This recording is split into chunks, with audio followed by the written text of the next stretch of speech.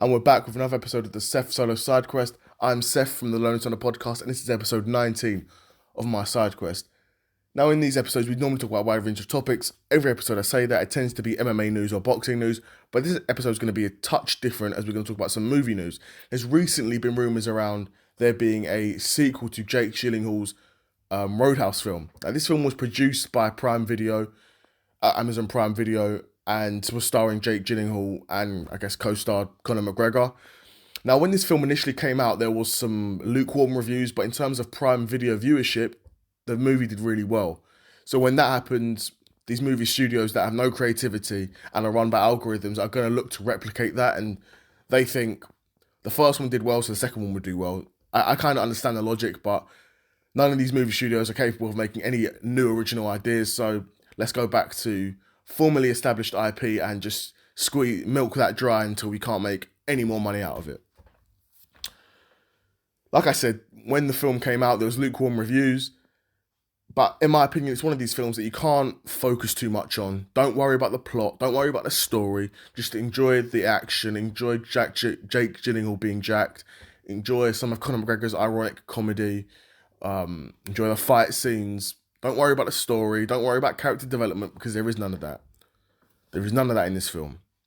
And I don't imagine there'd be much of that in the second film. I mean, Jake Gyllenhaal had talked about the fact that his character didn't die, so there's always the opportunity for him to come back for a sequel. I think he'd be willing to do it because it seems like the type of film that's a lot of fun to make. I don't know, though. You didn't hear much rumours about it not being a good set to be on, so I'm assuming it's a type of movie that was kind of fun to make, a lot of action, a lot of, driving around. There was scenes in the ocean, on the beach, in bars and clubs. It was an underground fight club as well.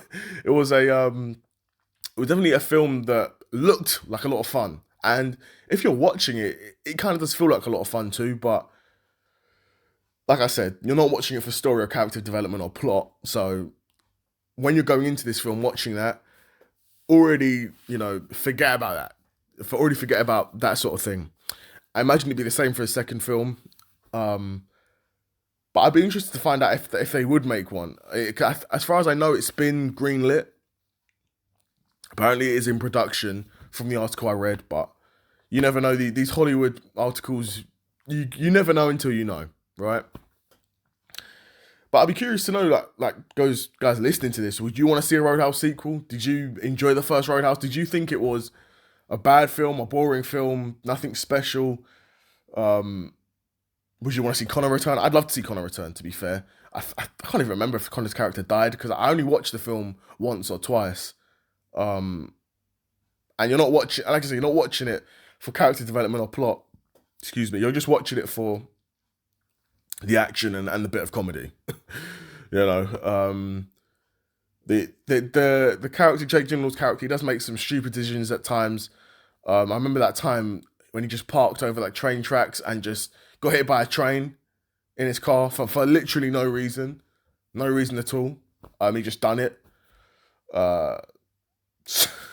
So I mean, maybe if you found that funny, but it wasn't supposed to be funny. But Roadhouse was an interesting film. I'd be curious to know what kind of direction they take it in a second film. But what else have we got? Oh yes, another one. We've got Alejandro Pantoja, the UFC flyweight champion, saying he wants to next fight Merab, the UFC bantamweight champion. Now, both of these guys are in quite similar positions in terms of these are guys that have ran through their divisions. In terms of Pantoja, ran through his division, multiple types of defenses at this point. Merab, both of these guys kind of ran through their division before they became champion, and then became champion, and then got a number of title defenses under their belt. Obviously, Pantoja's got more title defenses than Merab. He's been champion for longer. Merab's only got the one title defense against Umar, I believe. But again, Merab's one of these guys. He ran through the division before becoming champion.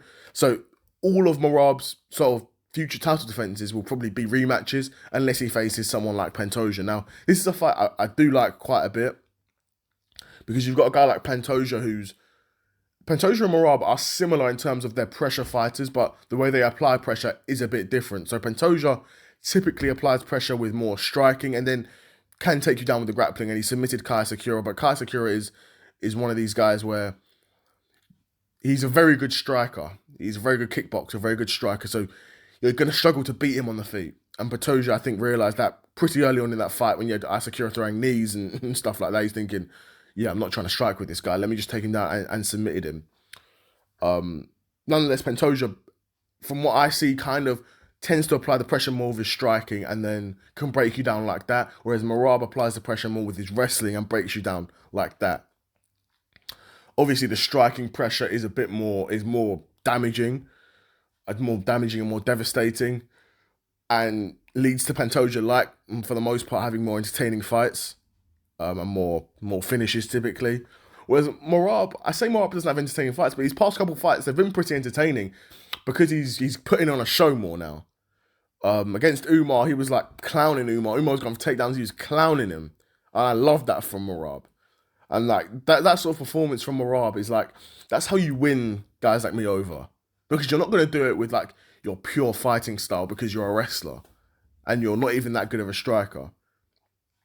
But if you can entertain me between the wrestling, then you might win me over as a fan.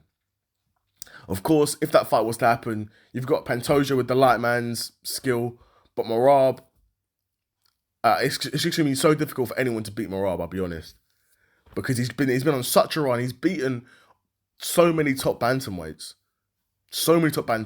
Peter Yan, Sean O'Malley, Umar.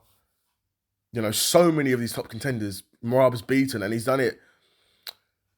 He's done it the Sean fight was a close fight, but the Umar fight, even the Umar fight was competitive at times, but Merab in these fights, he's doing enough to win these fights, which is, to be fair, all that matters. Whereas Pantoja, he's dominating a lot of his fights. Even though some of them were competitive earlier on in his title defenses. But I'm thinking about that Kai Sakura fight, the most recent fight, in terms of that's what's sticking in my head. And he beat up Kai Sakura pretty badly. Kai Sakura was competitive in the first round. I think he got submitted in the second or third, but it was a great performance from Pantoja, and a performance where there was a lot of pressure on Pantoja as well. I think that's something we don't really talk about enough. And maybe this isn't even a factor for a guy like Pantoja. But I know going into that fight, loads of media pressure was on Pantoja to kind of perform, because Kai Sakura is a guy coming from Rising. First fight in the UFC is getting a title shot. So to legitimize the UFC even more, you have to beat Kai Sakura. And you have to beat him in a pretty good fashion too, to show how much higher of a level the UFC is over Rising.